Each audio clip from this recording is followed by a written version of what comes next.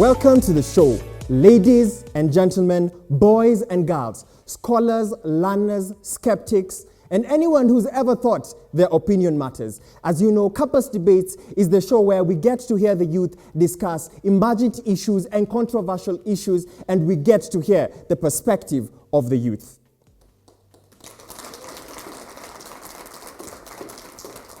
And on that note, help me to welcome today's youth. Please, ladies and gentlemen, put your hands together for the proposers and the opposers of the day.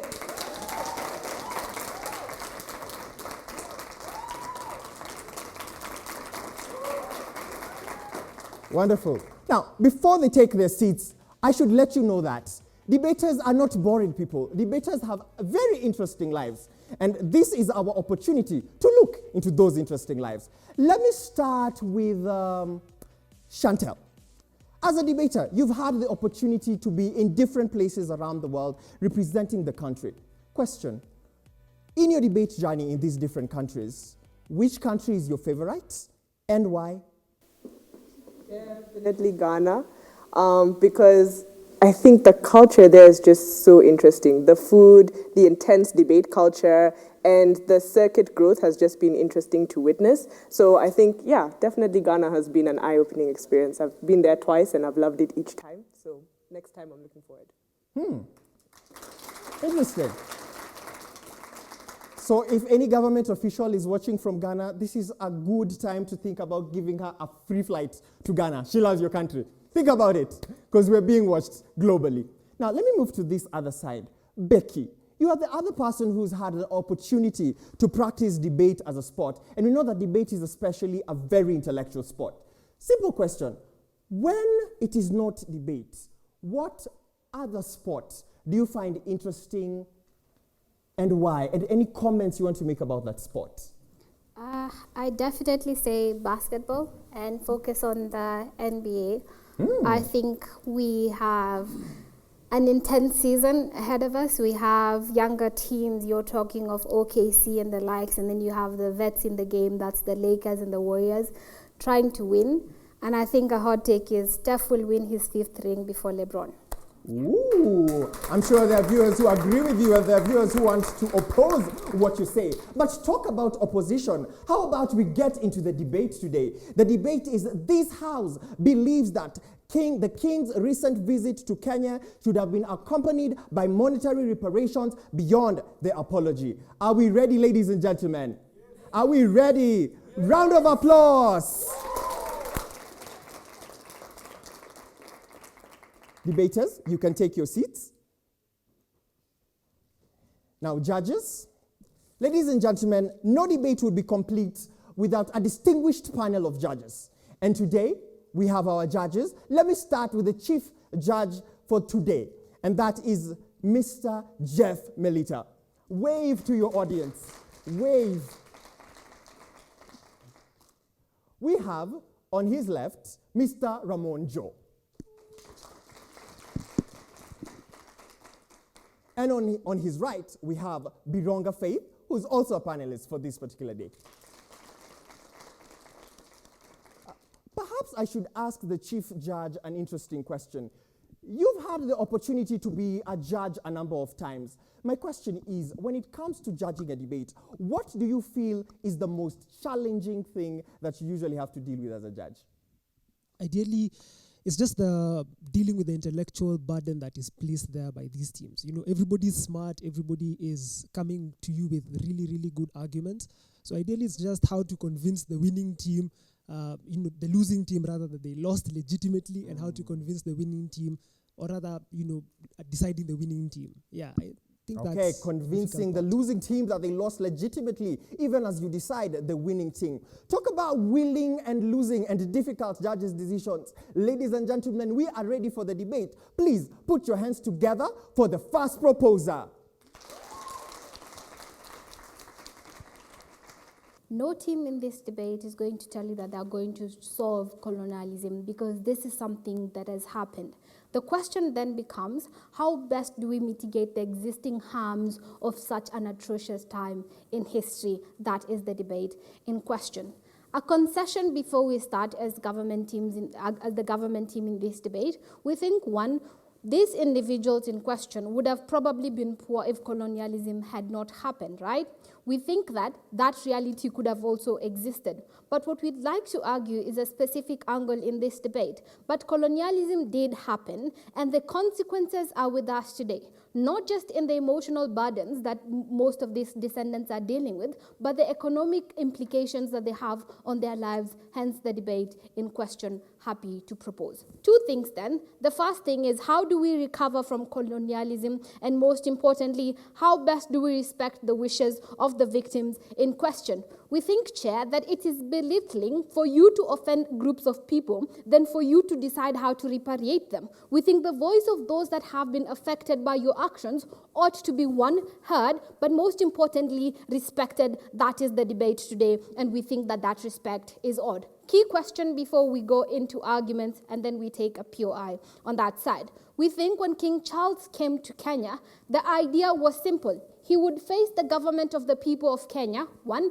Secondly, face the victims of things like the Mau Mau and whatnot, and then address the concerns, because the concerns of these people are like, we want hundreds of millions of dollars in reparations for what your forefathers did to us. We think that that is a legitimate request to make of these people. This debate will easily become the sins of the father should not be put on the son. We, however, think that that ought to be a legitimate approach. Two things then. One, King Charles isn't from the government. He is from an institutionalized monarchy, one that has existed for hundreds of years. That means then the individuals that were steering the whole chart on colonialism were the very people from his institution. What does this imply then? Secondly, it implies then that whatever action his forefathers took, because one, he benefited from those particular actions, but secondly, the thriving of the monarchy is on the subjugation of the backs of black people or African people as such. We think it's a legitimate ask of these people that the sins of the father be repatriated by the son, or the sins of the mother, really, for that kind of discussion. How did colonialism happen before we start on arguments?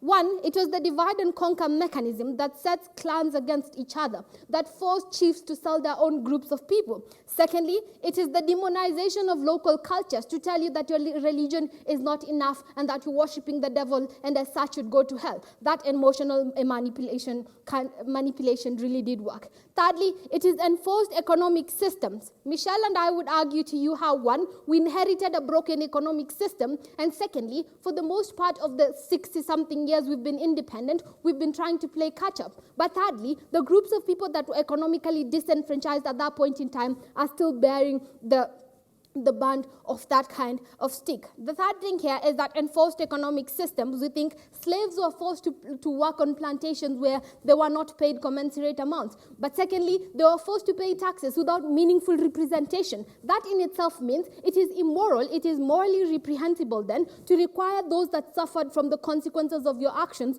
for it to be just saying, I am sorry, that is not enough. Why is an apology something we think isn't enough? One, the problems we are facing today as people who suffered from colonialism or those who bear the brunt of the stick more don't need an apology for them to wake up happy tomorrow. They need money. They need economic enfranchisement for them to actually afford food, for them to have points in their lives where they don't consistently have to work from hand to hand for them to sort of survive. We think then that is a legitimate frame to view this debate from. But before the first argument, opposition, go. How instrumental is reparations for post-colonial recovery? Post-colonial recovery has to take into cognizance a number of things. One, what are you suffering from and how did colonialism actually cause that? I think that's the bridge I need to do before two arguments and we can conclude this debate. First, these groups of people are incapacitated to work for themselves. During the Mau Mau rebellion, millions of families lost fathers, brothers, sisters, and mothers, people who are going to work and get money for them to do things like go to school and whatnot. To mean then, these groups of people who could have been economically enfranchised from that point in time are still suffering today because poverty in itself is something that is generational. While you have generational wealth, these groups of people have generational poverty, and we think, panel, we implore that it is high time that this generational poverty be eradicated. So how instrumental essential is economic reparations, giving them the money to self-actualize, giving them the money to actually make up for what they couldn't get because their parents were killed by groups of people who deemed them less than human then. Commensurate redress. What's the frame here? I've told you what colonialism looks like. It is the looting of resources and raw materials. It is the divide and conquer mechanism. But worse off, it is people taking your art, telling you wouldn't know what to do with it, keeping it in their museums, and then giving you no kind of economic makeup for that. The last thing is the goal of the visit and why we ought to respect these groups of people. Social fabric was repaired for people to heal. What people need now is economic prosperity, especially with the current state of tax system. An apology will not pay my tax. An apology will not educate my kids. And an apology will surely not pay my pension plans. And that is the kind of problem in question. The harm here is not economic harm. It has transcended that panel. We implore you to actually look at the realities of families that can't afford food, families that under the current regime have to pay 2,000 Kenyan shillings for an identity card when that identity doesn't serve them well. Thank you.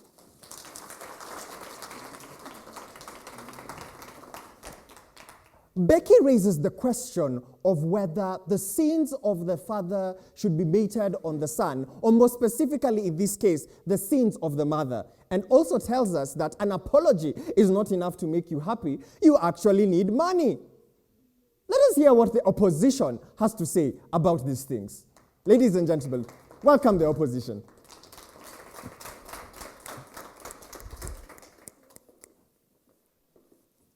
We think when you give minorities a principled justification to boss powerful actors, we think it is harmful for their own existence and for their own interests within these minorities. Two things in terms of clarity before I get into argumentation. Firstly, this motion, we're not going to contest Becky on whether reparations are good or bad. We think that's like a principled justification. They could try and prove that and win the debate anyway. We think then the debate is about whether this visit in itself is something which should be accompanied by reparations in the first instance. But secondly, we think they have a burden to defend exclusivity within today's debate. This is to say that they need to prove why, despite having gone to all these other countries, you're only picking Kenya as the one which deserves reparation and these sorts of things. If they prove the alternative, that's where the crux of our case becomes alive. Because what we intend to prove is that if this happens for Kenya, it's going to set precedent for more and more countries to want this, and we think that this is bad in itself. What does this visit do to Kenya? We think geopolitically, an international visit necessarily signals to the whole world that you have good relations and good ties with Britain. This means four things. One, we think it shows goodwill to the most powerful actors within the world. So now you have ties with Britain, they still have major strings they can be able to pull over all over the world and all these sorts of things. Secondly, it signals to investors that Kenya is of a lucrative value in itself. So like the royal family doesn't just go to any other country. They don't go to Somalia. They don't go to any other country which they feel like going. They go to countries which have some sort of lucrative value. This in itself is a signal you're giving to investors in the generality. Thirdly, we think it signals a good relationship between Kenya and Britain in itself. We think this is good for two things. One, in terms of what it means for the Bretton Woods institutions themselves, such as IMF. But secondly, understand that Britain also gives like Kenya development loans through Commonwealth and these sorts of things. These are the types of relations you want to necessarily impact and to be able to maintain anyway. We think a visit is always a formality to a backdoor to negotiations. So things like FDI and trade agreements become more visible at the point in time you're actually getting these visits and all these sorts of things. We think at the point in time in which you ask for a reparation, you attach a principal concession and a monetary concession that, we need to give you money because we did something which is wrong. We think this is bad because of what it signals to other individuals or other African countries. So let's prove this. Yeah. Why will African countries want to just clamor to be able to have reparations anyway? 3 reasons. One, we think the economy is bad as well. So things like the Russia, Ukraine, Israel, Palestine have affected the supply and demand markets all over the world, which then means that the economy is bad. Secondly, we think for politicians, African politicians, the context is that they want more money, a bigger pool of money to eat from. So they definitely want these sorts of reparations on their side. But thirdly, we think at the point in time in which on a principal level it's worked in Kenya, it's the enough incentive they need to be able to claim this because they think it's going to work on their side. What you then have is that you spark a belt of countries which are asking for reparations. Why is this bad? 3 reasons. One, we think Britain is going to eventually stop visiting their visit to African countries in themselves.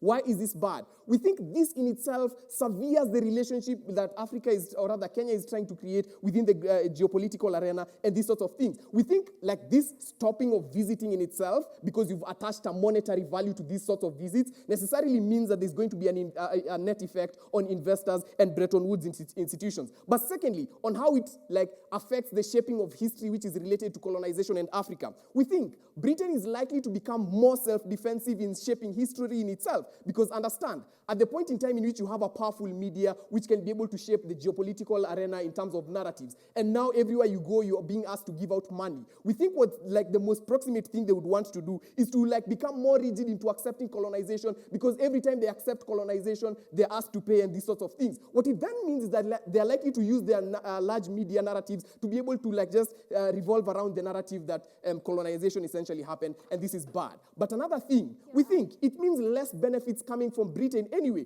because the moment you continuously ask these people to pay you, it means then that all these development loans you're getting from Commonwealth and all these sorts of things, they become more rigid into wanting to give you these loans, because you keep on pestering them about giving you money and these sorts of things. Let me deal with OG before I get into their PUI. We think their case is a bit simple, and which is why we won't contest it. It's about reparation. If we're able to mitigate this, then we think we are better off. We think the crux of reparation is giving where you're able to take from individuals and these sorts of things. So if you took from Mau Mau land, you need to be able to give them. The problem of this case is two things. One, we think this money won't probably reach them because of corruption anyway, like Kenya and all these sorts of things. But secondly, on the principle level, I don't need to defend corruption because it's pretty intuitive. The second thing on the principle level, we think at best what you do is that you enrich the beneficiaries of colonization in themselves. Because understand, the beneficiaries of colonization look like majority of the state actors. So people who own large tracts of lands and all these families you can be able to like just mention at the top of your head. We think in principle what's going to happen once you release a pool of funds in general is that this money is going to be squirreled by all these individuals who control this capitalism, and they are the direct beneficiaries of colonization.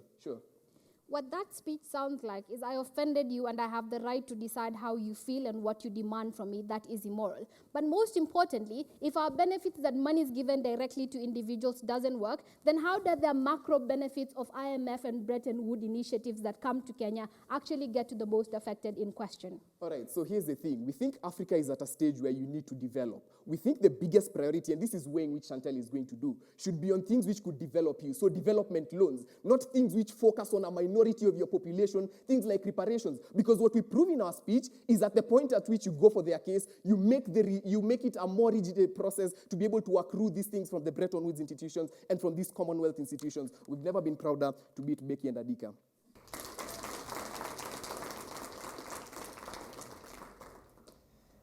So ladies and gentlemen, opposition tells us that if we take monetary reparations, then we lose other benefits from Britain. Do you agree? Do you disagree? Why don't you talk to us on our X handle, formerly Twitter, at KTN Home. And of course, those of you using SMS, do so on 22151. Be sure we will not leave you on red. Let us hear your opinion on these matters. Now, I do not know whether you are confused or convinced. Ladies and gentlemen, are you confused or convinced? Or at the very least, are we learning? Wonderful. I also hope you at home are learning. At this point in time, we take a very short commercial break, pay the bills. So stay here so that we convince you much further. Thank you very much.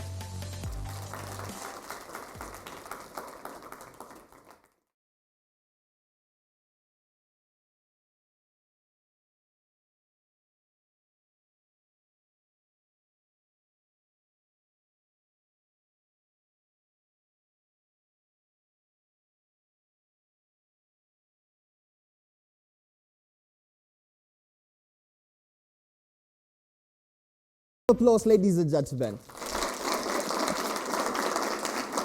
Welcome back to the show. And as I promised before we went on break, we were going to ensure you would have more people convincing you, just in case you are confused. In keeping my promise, ladies and gentlemen, help me welcome the last proposer today, Michelle Adika. opposition's case can't be that the Britain is necessarily going to revolt or going to be disappointed because of this request, because we think the apology in itself is already a concession that they recognize harm has been faced by Kenya and other colonies that faced harm because of colonization. We think you get enough of that analysis from Becky's speech. A couple of things are important. We are not arguing that we are going to fix the harms of colonialism. The point of framing the harms of colonialism is to argue proportionality, which I'm going to do later in my speech. We think the apology occurring in chambers doesn't reparate these individuals who have asked you to come out and give them money for the harms that they have faced, harms that were terrible to them, and they're legitimate to ask for these sorts of things. A couple of things then in responding to their cases. One, just because other countries didn't ask for something doesn't mean we shouldn't. We faced harm. If we're the only ones that are going to ask for reparations, that's valid. If there's a belt of reparations that people within the continent ask for, we don't care. Britain committed one of the biggest genocides ever. We think this is valid anyway. Secondly, in terms of Britain's imaging and how we are going to lose other powers, we are going to lose our position in the global economy and stuff like that. It's unclear how monumental Britain is anyway. We don't really get that analysis from them. We think geopolitics in itself is already competitive. If Britain pulls out, China comes in, USA comes in, we don't care. We have the biggest markets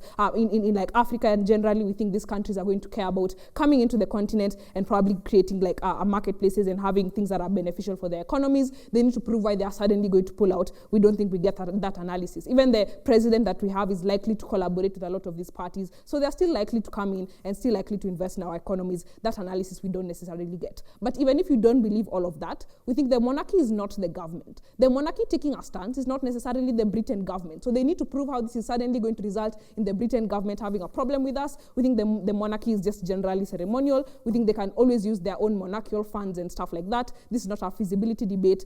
We still think we take that argument. A couple of things then. In regards to corruption, we think it's important to recognize that if we are going to reparate these people, then that becomes important. Because you get a lot of analysis from Becky's speech as to how it's these communities that asked for reparations. It's the Pokomo that came out and said they want money. If you're giving money to that specific community, we think their whole argument on corruption, even though I think arguing all governments are corrupt is just something that's not charitable, is something that we're willing to take within this debate. A couple of things then. One, why an apology is insignificant. Two things. We think it's adequate framing from Becky as to how you suffered during colonial times. You're going to get framing from me why you're suffering even now. We think there's a couple of things. One, there was the drastic introduction of things like private capital into traditional African systems. This is disregarded, knowing whether these systems are going to operate well, knowing whether we know how to use these systems, etc. But secondly, it looked like moving people away from fertile lands, things that they are facing harms for today. Certain communities cannot access farming land because of all the segregation and kipande systems and stuff like that were done. But even just having a lot of tax, things like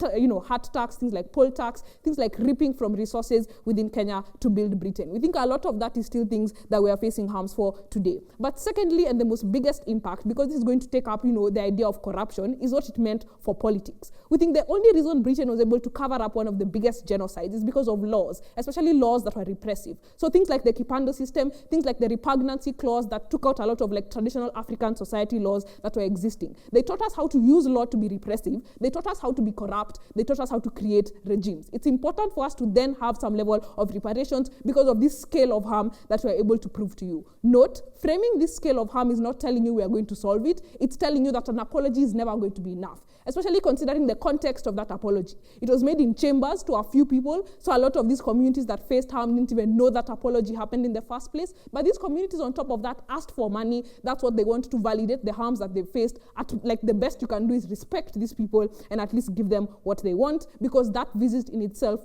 was to at least address this idea of reparations that they were talking about. I'll take up your eye. So doing this probably means that Britain is going to center narratives around rejecting colonization and the harms that happened anyway. Defend why that is good for African discourse. We think they already apologized. This means they recognize harm. You need to prove why that apology would happen anyway. But secondly, we think places like the USA already faced harms of colonialism. So even big powers already face these harms, so they are likely to resonate. Even liberal ideologies, things like protecting human dignity, these are things that exist within the global community. They are likely to still validate the harms that colonial people faced. A couple of things that are important. We think the reason why this is proportional is because it's able to validate the harm that these people have faced. Because at best, we are going to have at least an economic stretch, which we do concede to. We agree if all countries are going to ask for reparations, fine. You harmed them, it's important for them to do this. So it's going to have a pinch on Britain, which we think is significant because a lot of the population is already having a problem with the monarchy and their spending and stuff like that. So at least they're going to feel some pinch and they're going to feel some consequence that we think is valuable. But even if they don't do that, we think it's a lot more valuable than a private apology because they do not argue why a private apology is enough for these individuals, and you get extensive analysis from Becky as to why that's significant. We think at best you should respect these individuals because this is what they asked for, but most importantly, you came to the country because they asked for reparations. You didn't come to give an apology. Proud to propose.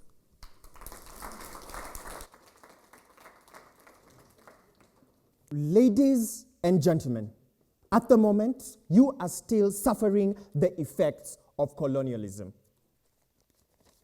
Do you feel like you're facing the effects of colonialism? Well, why don't you just tell us on our X handle, formerly Twitter, at KTN Home, and of course, you can SMS us on 22151.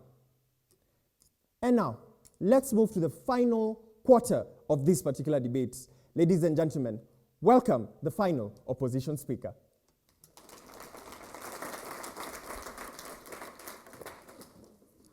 We think that the understanding of reparations as a principle isn't necessarily enough to win the debate. What we think that they needed to show us was, number one, why these reparations would have utilitarian benefits. Number two, why these reparations are likely to be a worthy or justified trade-off for long-term strategy that we're going to show you. And number three, why it's likely that you're even going to reach the individual in the first place. We think that they don't really justify their model, and in such a model where the motion says should, we have the ability to question the fiat, whether you're actually able to go around giving individuals who are sons and generations later of the Mau Mau these reparations, right? We think the most likely model is that they're going to give the reparations to the Kenyan government because the British monarchy has no incentive to go around giving reparations to each and every individual that they're going to search for, which means they've already lost on one of their burdens on this debate. A bit of clash resolution here, panel. We're talking about one, post-colonial recovery, and two, their best case scenario, right? Number one, the post-colonial recovery that they bring to us. What government says here is that they give us a shopping list of harms of colonialism, which we're not here to contest. Then they say that reparations are going to mean post-colonial recovery. Why is this unlikely? Three reasons. Number one, Shami already tells you about the nature of the Kenyan government. And insofar as they're not able to use their fiat to prove to you why it's even something that is feasible for them to go around giving individuals reparations, we're forced to believe the most likely benefit, the most likely outcome is going to be giving it to the government, right? Why this is then not likely to reach the individuals who are in the minority, or because just basically the government has its own incentives to do with the money. Number two, even at the point where you're able to give these individuals reparations personally, we think that you still get reduced long-term benefits because we live in a neo-colonial world, which is something that they don't really seem to understand, which we'll tackle in Clash 2. And number three, the snowball effect that it's going to have to other countries. We think that at the point at which you give Kenya reparations, all these other post-colonial colonies of Britain are obviously going to come and have an uprising. We think colonialism is a very sensitive topic, and at a point at which you already give reparations to one country, what you're going to have is uprisings, and why those uprisings are specifically bad is, one, they harm the minorities anyway. You're likely to have retaliation. You're likely to have pullout of things like investments. But number two, you're then likely to have backlash on Kenya itself simply because we were the beneficiaries of something that other countries are probably not likely to get. We think this is likely to put Kenya in a really bad light. We think that this is likely to make Kenya suffer as a result of the secondary harms. Number two, government's best case, right? They tell us that the money is going to reach the individual somehow. So we'll take that as their best case. Why is this still harmful? Because you trade off long-term value for short-term strategy. What does this mean? The frame you need to understand here, panel, is that we live in a neo-colonial world, which means that Britain still pulls a lot of the strings in the world today. It is severely unstrategic to accept reparations from them, which absolves them from every other support strategy that we have to leech onto Britain to be able to elevate ourselves in the global sphere. What does this look like, and why is this true? Before that, POI. This house believes that, not this house supports. But secondly, the apology also occurred in chambers. So if you're going to talk about reaching the people, how did the apology do that anyway? Cool. Our burden in this debate is not supposed to give you an alternative. We're just supposed to say that your words are going to make things worse, and this is what we're doing. Secondly, I think check your motion clarity, because that is part of your burden to give some sort of metric. Cool. Number two, why is this essentially true? Number one is because Britain giving reparations absolves them from essentially supporting us. Opposition come here and say, well, we have China, right? Why is this a fraudulent argument? Number one, because the reason that developing countries remain neutral in things like Russia-Ukrainian war is because we want to maintain relations from all sides, which means that you have a probability of shifting incentives at any point in time, which is why Ukraine reduced their supply of grain to Kenya, and we had to go and ask them to reinstate it, right? At any point in time, we need to maintain relations with as many powerful countries as possible, just in case something happens on one side of the world that inherently affects us. This is why we need Britain being such a powerful colonial power. We don't think having China is enough, right? Number two, the fact that then we're able to maintain some sort of strategy long-term, right? Which means that the question at which they ask us about how exactly we're supposed to get over the whole colonial harms issue, right? We think that on our side, number one, what we have is that we have the ability to have bargaining power and soft power. What that essentially means, panel, is in the Bretton Woods institutions and all these other strategic relations that we make with people like Britain mean that Britain as a power has its friends, has its proxies. We use them in order to access different networks. At a point where they give us reparations, what that does is that it removes their burden to support us in any way, shape, or form. It removes their burden to bring our people to their country, bring those people to our country, and have some sort of relation as sort of continual reparations that exist beyond monetary reparations. We don't necessarily think that reparations can simply be paid off with a sum of money that is likely to be depleted anyway. Second POI. Again, it is immoral for you to decide how to repatriate. It was a specific community that demanded for that money. On principle, you have to show why they shouldn't get that. And also, this motion says, on top of that apology, that's what we defend. So you have to show that an apology is enough. Cool. Well, we just need to show that your side is going to make things essentially worse, right? We think that at the point where you introduce monetary reparations, what it does on the principal level on their side is, number one, what happens is Britain then decides that we don't necessarily need to have continual relations with these people, right? Which means that, number one, not only do we get the victims or the continual intergenerational poverty continual to recur, because people essentially will finish that money anyway, and it's not going to be something that is useful in the long term. But then two, what you do is you harm Kenya on the large scale because of the strategic benefit that we essentially lose by not having Britain in our corner, by not having them have the pressure to continue to support us in our world. But number three, you're likely to just have the government misuse this money anyway, and at that point in time, you're likely to have future generations suffer simply because we've chosen to accept a monetary sum that is supposed to be the sum up of the value of lives lost in colonialism, that is supposed to be the sum up of the value of people who have suffered and the pain that they have gone through due to post-colonial trauma that is still existing today, panel. Never been prouder to oppose.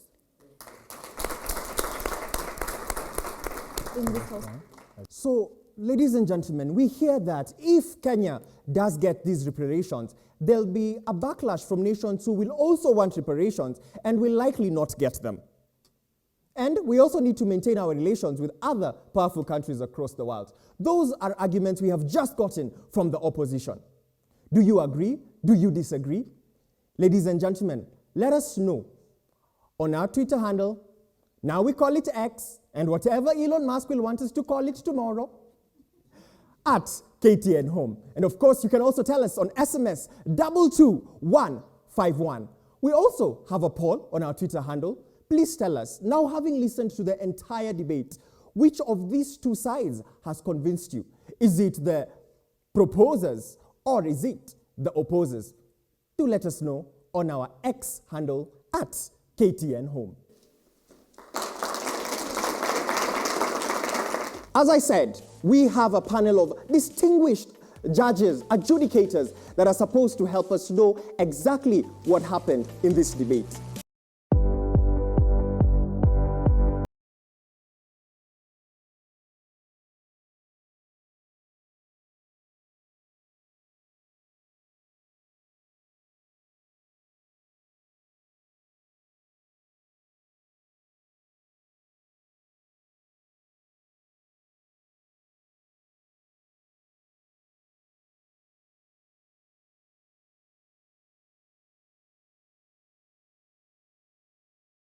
Judges get to ask the proposers and opposers specific questions and a general question, which, depending on the answer that the proposers and opposers give, may or may not sway the judges to their side.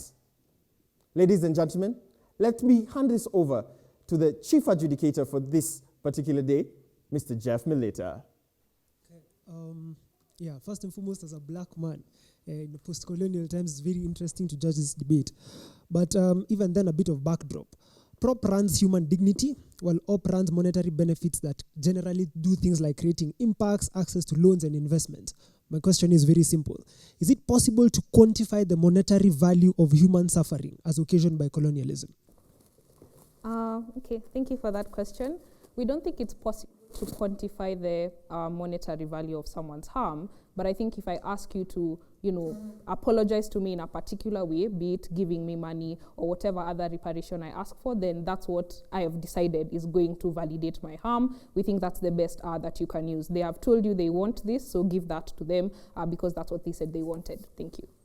Our answer is no, it's not possible to quantify the value of human harm. Why? Because harm happens on various levels. Number one, emotional harm, which means that you're not actually able to even quantify what emotional harm looks like. Most of the time, people don't even know how to describe how it is they're feeling. When they go to therapy, they're not able to even speak about it or write about it, which is why we have things like art forms that are valuable for human beings to express things that they cannot say with words. Number two, psychological harm, which means things like PTSD that happen to war veterans, right? We think that this is essentially what happens when someone is put in a position of oppression and they have no way by which they can fight against it. Number three, at a point of physical harm, right? There was a lot of physical harm that went on in colonial times, things like rape, things like murder, things that were quite unspeakable. We don't think that these things can be quantified monetarily. But lastly, number four, just things like removing things like land, right? Even that can't be quantified monetarily because things have changed, currency has changed, land systems and exchange rates have changed. We don't necessarily then think that any part of colonialism can be quantified monetarily.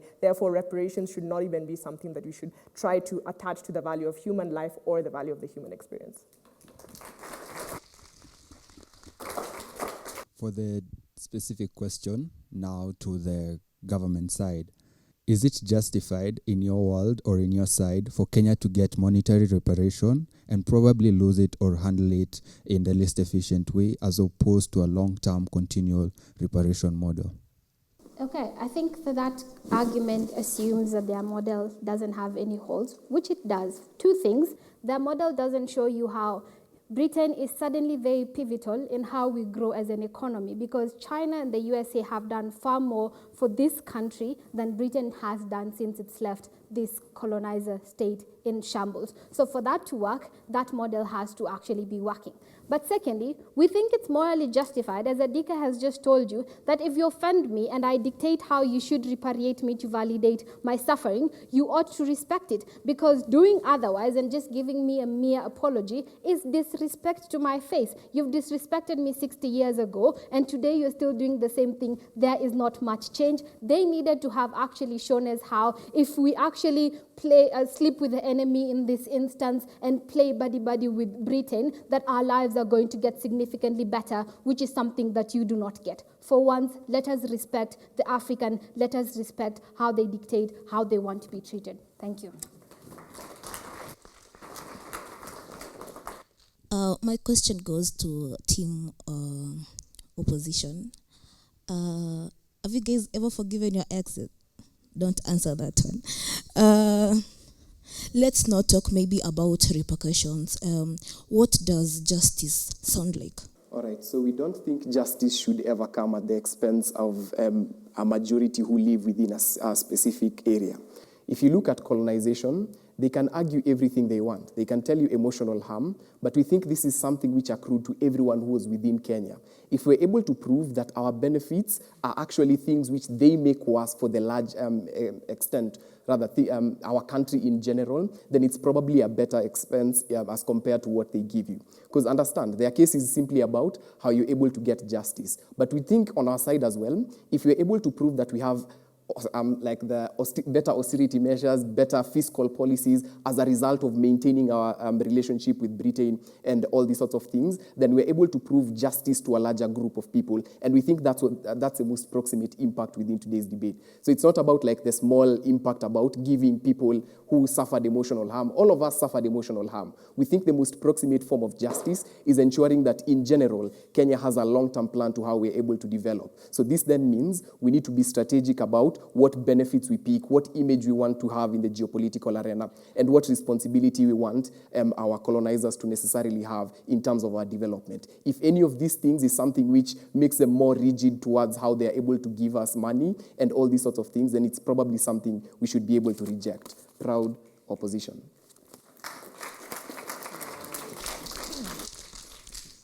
You have had both sides of the house. Who has convinced you? Has any confused you? And what is your opinion about today's motion? Get on our handle on X at KTN Home or SMS us on 22151. We sure will be ready to engage you. But at this point in time, let me engage the judges who are going to tell us who has carried the day today. I'm curious, Mr. Chief Adjudicator, just tell us, who has carried the day? I mean, it's a bit deeper than that, Bwana Bakari, because, you get quite a number of good argumentation or quite a number of good arguments from both sides. When government tell you things like, or proposition tell you things like, if I harm you, right, I can't then again dictate how I ought to apologize to you, right? And then opposition are coming in to tell us very many different arguments around the sustainability of this model. So I think for me, the debate boiled down to three clashes. I think the first one was the cause of this visit. I think intuitively, majority of these people who come to visit these colonized states tend to apologize for the harm because they all recognize that it was like a bad thing to begin with. So, I mean, that was again symmetrical on both sides because I think they agreed that they ought to have had an apology. The question then becomes in the debate, should this apology be accompanied by that level of monetary reparation, which takes me to the next two clashes. I think, side opposition really tell us that the reparation trickle-down benefits, we don't really get to materialize in proposition's world. Because when you're looking at the nature of how these people tend to do this, it's not community by community based. It's normally the country, people in the country generally asking for some level of reparations. And knowing how the system operates right now, these people would go down to the specific communities and give that benefit to those specific people. They're most likely to give them to the government or to specific politicians. Then again, I think when Shamia comes and tells you that even the people who are most likely to get that money are already the beneficiaries of said colonial struggle, I think then the argument on reparations doesn't, move. We don't get some really tangible benefits on this. And then I think the second clash on alternatives and like the long-term trade-off that Chantel comes to introduce, that I think Michelle handles. I think we are able to understand that as African states, we tend to remain very neutral. And therefore maintain relations, with other states so that we don't harm ourselves inherently by picking a side, because we don't know what the next, geopolitical global battle will be like. I think understanding from ops perspectives that we need to magnify we need to increase our options just by having Britain as part of the people seated on the table. Also noting that we are in a neo-colonial state where they still have control to of a lot of things such as IMF, loans, the investment kind of agreements and that kind of thing. And the fact that a lot of these visits often form as a backlog to people actually coming for negotiations and that kind of thing. I think we are able to then buy as a panel that upside win this debate today. All right. You have had our panel. Today, opposition carries the day. Do you agree? Do you disagree? Tell us on our handle on X at KTN Home and our SMS line 22151. However, it is my hope that for the people who are here and you, the viewers at home, that you have been learning. Question is, are you learning? Wonderful. Thank you for joining us for this particular debate. Till next time, all the best to you for now.